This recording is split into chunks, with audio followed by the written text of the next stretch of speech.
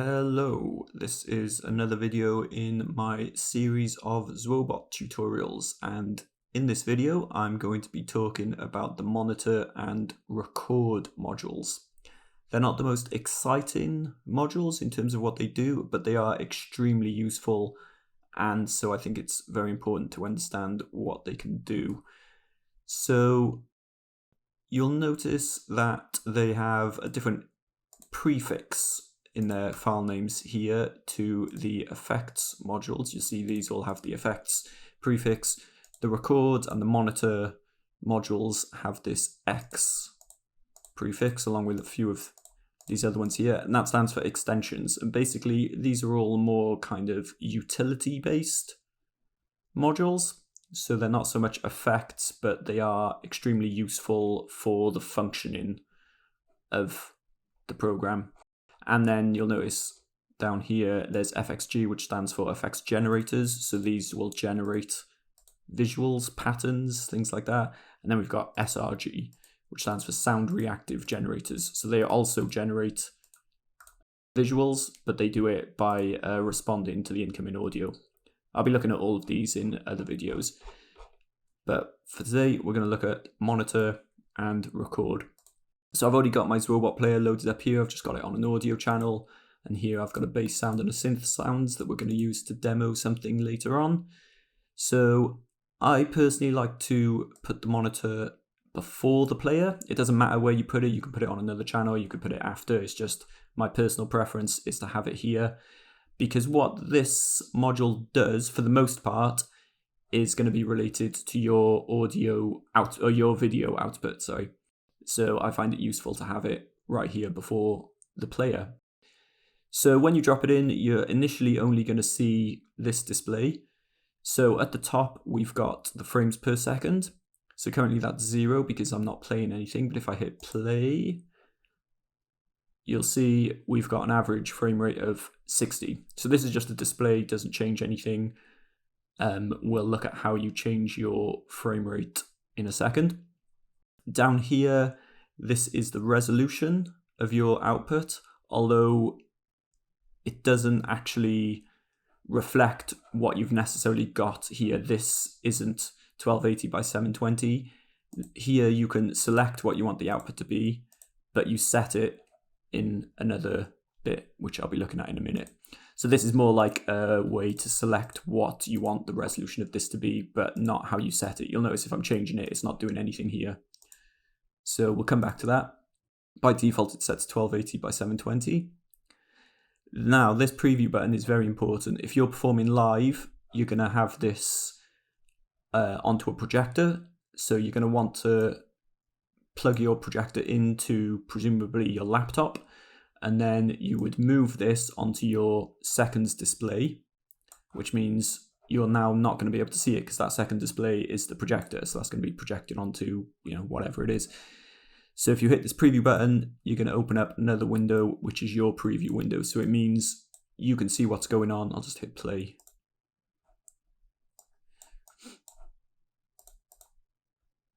And oh, I've hit play on the wrong deck. My fader was over here. There we go. So I can now see this, and this is basically just mirroring what's on my main window, which is going to be my projector in this instance. So I can hit that on and off, and just the same as the main window, you can resize this however you want. So I'm just going to hit that off for now. Let's stop this. I'm going to drag back my main output. Here we've got this on or off button. This basically turns ZwoBot on or off, so you'll tell when it's off because these play buttons become inactive. Whereas if I turn it on, there they are. So if I were to play, let's just bring this back to here. If I turn it off, it stops, it shuts down all of ZwoBot's output. So that's just basically a master on-off switch. This L button stands for link, and what that'll do is link it to your Ableton project. So it's on by default. If I turn it off and I play my project, if it's switched off, nothing happens when I hit play. It's still off because I can only change it manually. Whereas if I link it to the project, when I hit play, it's automatically going to turn it on. So I hit play, it's on. If I stop, it's going to switch it off. So it's linked by default. I always leave it that way. But you might not want it to automatically start playing when you hit play up here, in which case you can unlink it and then you can choose whether it's on or off manually. Okay, here, this little plus button, so this is a common feature on ZwoBot's modules. You'll notice it's also here on the player, and I'll just drag one of these as an example. It's also down here on the effects modules. This basically reveals extra options. So if I hit that, you get a whole bunch more settings here. So that's very important to know, because especially in the case of the monitor, there's some very important settings you're going to need to use here. So they're hidden away, so just hit this plus button to expand this. So here we've got X-Fade audio on or off. Now what that does is when it's on, the audio is going to fade to the next channel if your videos have audio, which in this case they do. Your audio is going to fade along with the visuals. So I'll just turn the audio on for both of these and demo what that sounds like. If I hit play. So I turned the link button off there, so that's why it didn't start playing. Whereas, let's stop this, turn the link button back on. Now these videos are going to start playing when I hit play.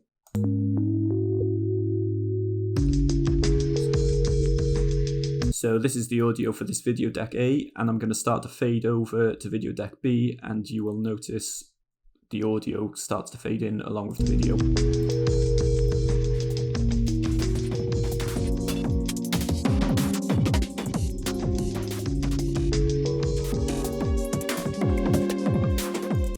If I turn it off, it's not going to fade, it's just going to have the audio on for both videos, full volume at all times. So if I hit play now, even though the fader is all the way to video deck B, we're still going to get the audio from video deck A. It just means you don't get the fade-in effect between the two channels.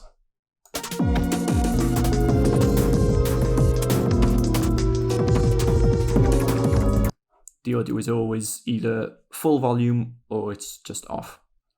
Show clip info on or off, that just displays here. You've got the resolution of the video and the frame rate. Turn that on or off if you want. I always leave it on. FPS set on off. So earlier I mentioned you can choose your own frame rate. This is where you do it.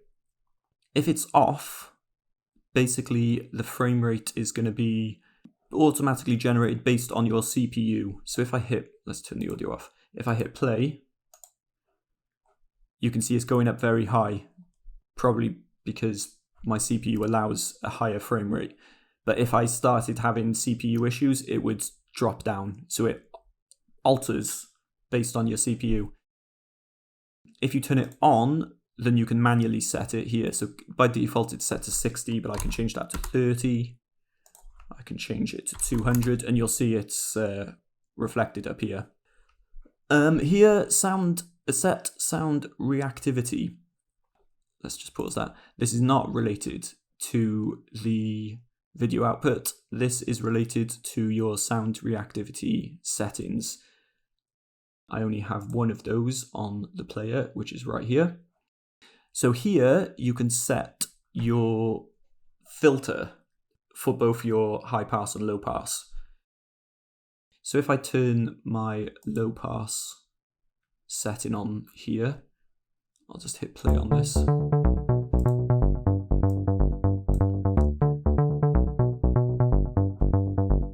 So currently it's basically what it's doing is switching to deck B in response to the lower frequencies of this bass part. And then I've talked about this in a previous video, but you can adjust the individual sensitivity of the individual dial using this green setting here. I'm going to keep it fairly, let's keep it quite low because there we go. So here I've got, let's just stop this. Here I've got a master control for that those low frequency settings. So if I put it higher, it's basically going to be responding to higher frequencies. So if I press play, you'll see it's not doing anything now because there's no higher frequencies in this bass part. And as I start moving it lower, you'll start to see it responding again. And same with the high ones. Let's stop that, and now let's change this to the high pass and play the synth part. So this has some higher frequencies. If I make this lower, because there's none of those lower frequencies in this audio part, it's not responding at all. Whereas when I start moving it up, you see it's starting to respond. So to be honest, I usually find that the default setting is fine, but you might have an effect that you want to respond to a very specific set of frequencies which aren't in this default setting, in which case you can change it. So say I want something that's just responding to like mid frequencies. I don't want it to be high or low. I want it to be mid. I could change this low to the middle and then use that. Here you have got control of the width of this frequency band. So again, if you want it to just be responding to something super specific, you could make it very thin. Let's change this to high. Let's see if we can capture where these frequencies are. I probably need to turn the sensitivity of it up. There we go. Because I've turned the sensitivity right up, it's also, you know, that kind of works in correspondence with this. So if you are messing with these, you might also want to take your sensitivity settings into account.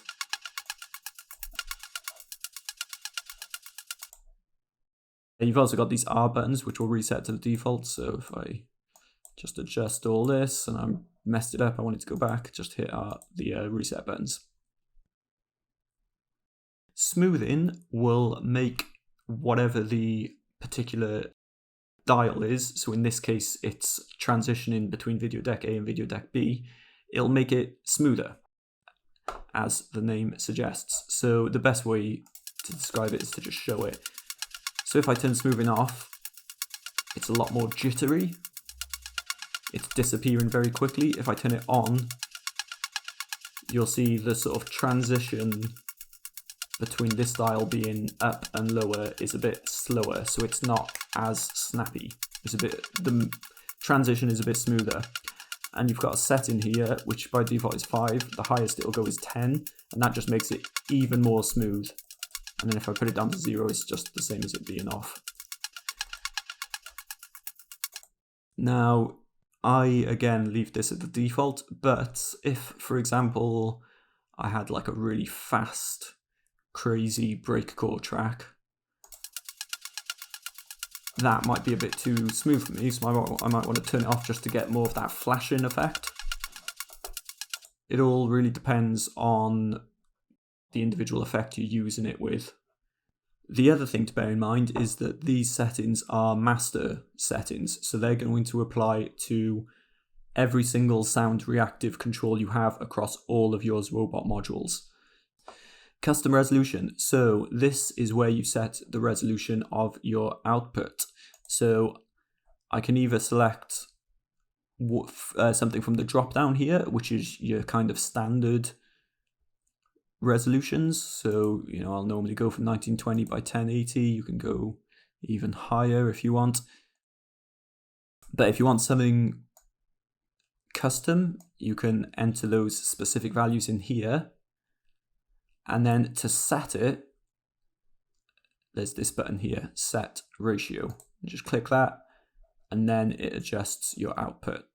So that's obviously crazy. So I'm going to go to something more specific, like 1280 by 720, and then I click set ratio, and boom, it's done that. It's a little bit big for this particular monitor, so let's put it down, and there we go. Reset here will reset it to the default setting, which is this. So whenever you first drop your ZwoBot player in, this is the size and the position of the monitor. I'm just going to put it back to what I had. Screen correction, I've never used this before, but if you turn it on, I think it is if your video needs to be kind of stretched or warped or adjusted, you can use these dials to do that. If you want to reset it, just click this reset button, but you can also do this to kind of warp it. Let's just reset that. I always leave this off. I've not needed to ever use that. RAM cache. So again, I just always leave this at 2 GB. That will be fine. The only time you might want to change this, according to the user guide, is if you've got loads of small video files. And if your computer is struggling with that, you might be able to bump up the RAM on here, but you need to be careful with it, because if you put it too high, apparently it might cause Ableton to crash. 9 times out of 10, I think leaving it at 2 gig is going to be fine. And here we've got reset ZwoBot, and what that's going to do is reset all of the player settings. Nothing else, just the player settings. So I've changed all that. If I click reset, all these settings have gone back to default. It doesn't affect any other modules. So if I turn this on, I mess with all this, if I click reset, it doesn't do anything with this deform module. It's basically a reset ZwoBot player button is what it is. Okay, so that covers everything related to the monitor module. Now I'm going to look at the record module. One important thing to bear in mind with the record module is that it's only going to record the audio of the channel that it's on. So if you've got an Ableton project with multiple channels and you put it onto the kick channel, it's only going to record the audio of that kick. So if you wanted to record the audio from all of your channels, you would probably be best off putting it on the master channel, and then it'll record all the audio going into the master. In this case, I've only got a single audio track, so I'm okay to just drop it in here. What this does is basically records the output. So down here, we've got the resolution of what it's going to be. That will match whatever is here. So if I change this to 1280 by 720, you can see it matches here as well. So that's very important. You need to make sure that you've got the module, the monitor module dropped into your project so you can adjust it. And then you're going to want to set your output resolution in here. Not many settings in the record module. We've got the codec, in which it's either ProRes or H.264. So this will output as a .mov file. This will output as a .mp4 file. Now, I have found that the quality is better if you choose ProRes. So what I'll normally do is record with that, and then I'll put it into Premiere, export it from Premiere as a .mp4 file, because .mov files are normally very large files. Frames, you've got your frame rate. I always leave it at 30. 30 is usually going to be good enough. And something that's very important as well, by default, it says set output path. If you've not selected that, it's not going to record. What's happened to me before, I forgot to set that. I've recorded something and then I've realized it hasn't actually recorded, because you need to set an output path first. Otherwise, it's not actually going to record it. So you just click on that and you can select where you're going to put it. So I'm just going to put it here in Documents. The L button, again, stands for linked, and what that'll do is record whenever you hit play.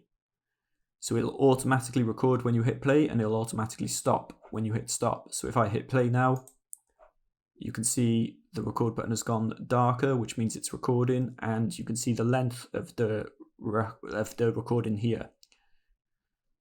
So if I hit stop on my project, it's just stopped that, and now I've got a 12-second video file saved in my documents. I normally turn that off because you probably, well, maybe you don't, but I usually like to manually control this. So when it's off, it's just controlled by you manually hitting record and stopping. And now I've got another 2-second video file. Let's just quickly record a little example. Hit record. Maybe I'll do this. we'll just play about with some effects. It does record audio as well, although usually I prefer to take the audio from my actual recorded song or my set or whatever I've done in Ableton. But from what I've found, the audio quality of it is fine. Okay, I'm just going to stop that. So let's now go into my documents. Here is my recorded output. There we go.